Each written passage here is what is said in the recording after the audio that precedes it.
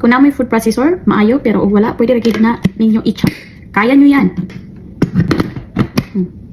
Kini yung kanang food chopper nako. Napalit ra ni nako sa marketplace. I think $30.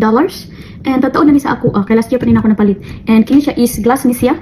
Doble ang iyang blade. Mas nice kay dali ra kay makapino. And set ni siya. Kini is metal. Ay, ingani doble ang blade. So grabe kay ni ka dako tabang sa ako. Labi na mag-ingani nako. So ana lang, i-chop na lang na dayon. Mga 1 kilo siguro ni nga ahos. Di ba? Wala kay 1 minute. Look. Nice kayo basta doble ang blade. Duha iyahang speed ani may 1. So I am using 2. Speed number 2. So dili sila nato siya palabian og pino. So ready na siya. So sulod nato sa Ziploc sandwich bag. Gamay-gamay siya. Pakulo ni siyang tungaon.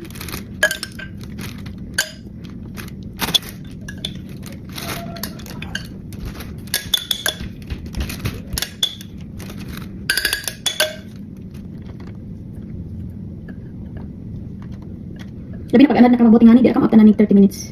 I-flatten na siya. I-flatten na ni mo.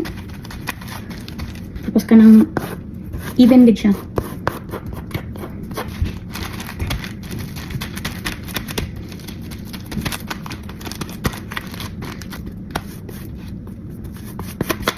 Ako din na siyang galinyahan.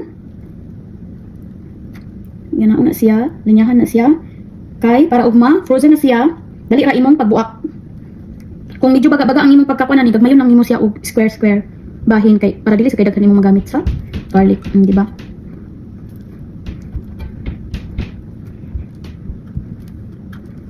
Dali ra ni siya buakon pag magahi na.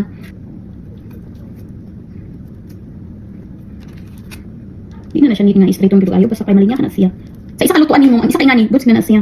Na usahay kung ang recipe nako is more on mas daghan siya og garlic mo na duha ka ingani buak ang akong kanan. Butan na din na siya sa freezer and og ready na siya, pwede na nimo siya buakon lang. Mao ni ang akong nabuhat katong last and mo naman namin nabilin so mo nagabuhat na din ko ingani. So kada luto nimo, kuha lang ka isa ka ingana, mahumok ra na siya. So dili po ni siya mag-green, dili po ni siya mag-change og color basta naka frozen lang siya. So mo ra to kamo nga wala mo gibuhat nga mga mamis. Dili ta magsigig marites.